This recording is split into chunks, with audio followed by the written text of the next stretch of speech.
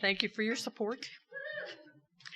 I'm sure it's easy to talk with people and still choose to hide what hurts. It's easy to point fingers at others, but if I don't, I can't come clean with God. It's the reason God put us here for a purpose.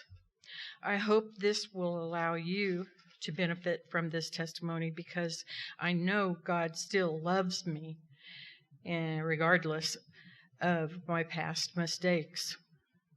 Lamentations 3:40 says, "Let us examine our ways and test them, and let us return to the Lord."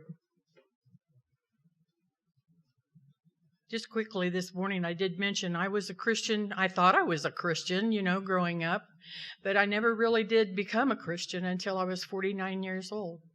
And I had my born-again experience at a different church, but regardless, it was kind of related to this church. So anyhow, I'm a grateful believer in Jesus Christ. I struggle with sugar addiction, overconsumption of food, anxiety, depression, low self-esteem, divorce, just to name a few. I have a newly discovered issue, which I will talk about in just a little while. And my name is Virginia Ginger, affectionately, Loebach. Hi.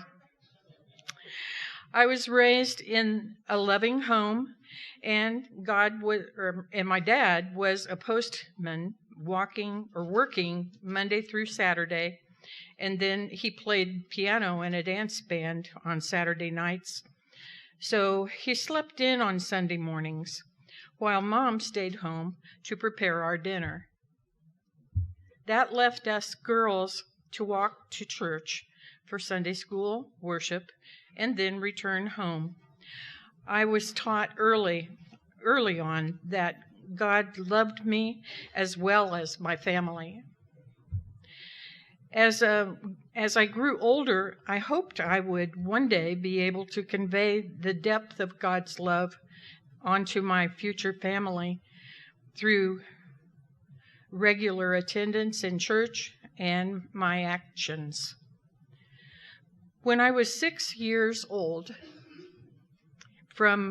there was a boy from up the block who was a year older, and he tried convincing me in a controlling manner that we should have sex. I just wanted to be his friend, but if this was the price I had to pay to be his friend, well, it's kind of twisted, isn't it? But even though this seemed a bit twisted, I chose to give in. This was a bad choice. And by the way, we only fumbled. We really didn't get anything done. But it was just, we went through the experience. And so it was embarrassing, to say the least. But the worst part was that when he left, he made sure to tell the other boys on the block about what was to be our private incident. I felt my world crash. I felt like I had become a laughing matter. And my self-esteem was truly kicked to the curb.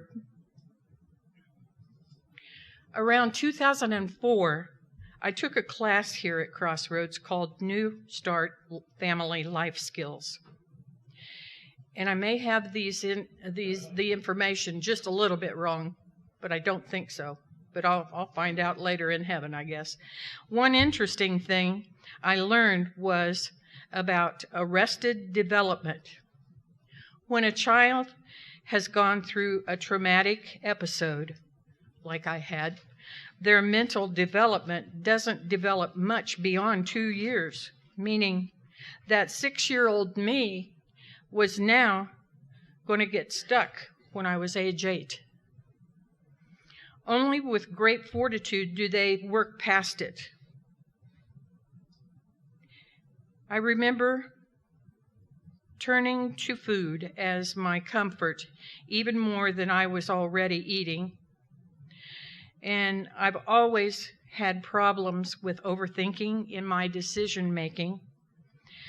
I'm still kind of stuck when it comes to deciding on what to do.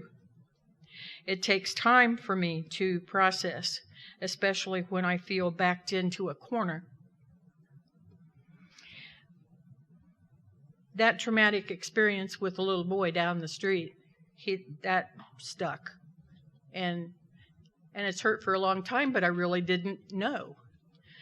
So a friend of mine suggested I start coming to Celebrate Recovery for my sugar addiction, which is basically, I was born with it. I was born with a sugar addiction.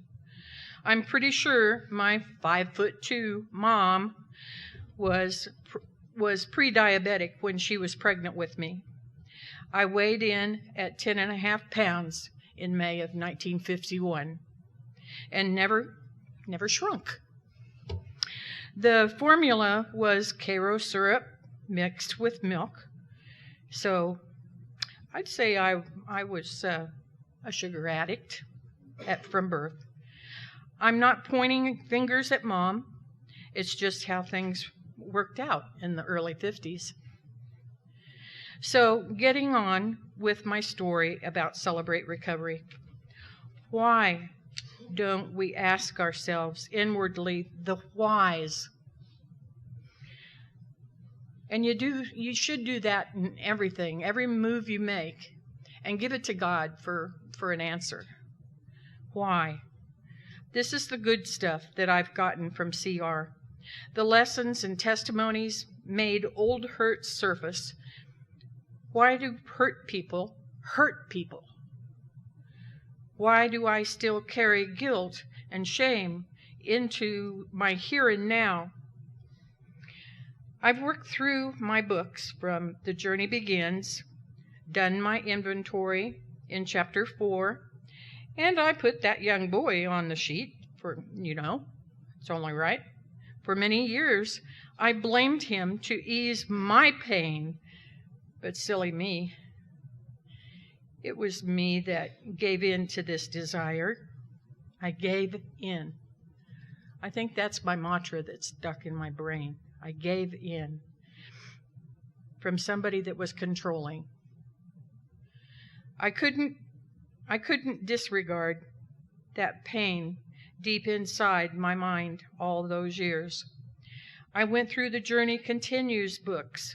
There's 4 of each, by the way.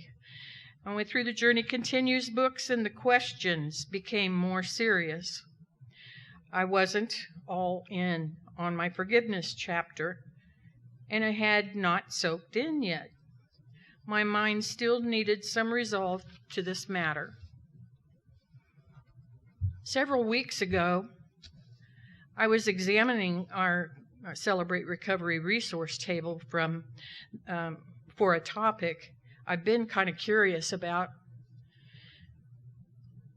and God must have been leading me to that resource table, but it was about sex addiction in women. For a lark, I took the survey. For you made so many points, if you made so many points, you qualified. Well, I qualified. Gulp. So as I went down the next sheet with my highlighter pen, I found several sentences that applied to me, because I gave in to that 7-year-old boy. I did what any child would do with their emotional pain. I acted out. Being stuck in that 6, now 8-year-old bind, many years later, I repeated giving in to future relationships, if you really want to call them that. I'm still working through and processing this in my mind. I've reflected on the last 65.5 years and realized this is that missing piece to the puzzle of my life. because I gave in and got stung by it.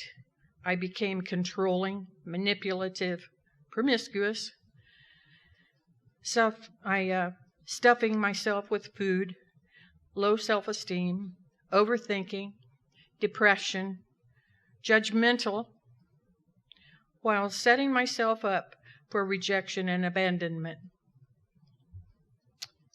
I have God to thank for opening my eyes to begin the healing process and having Celebrate Recovery at my fingertips since September of 2020 to sort out the chaos I brought on myself. I encourage all of you to consider coming every Tuesday night at 7 p.m. and begin learning how God can transform your lives. He'll repair those hurts, habits, and hang-ups. Just continue coming. Give it long enough to soak into your heart and to keep learning. James 4:10 says, "Humble yourselves before the Lord, and He will lift you up."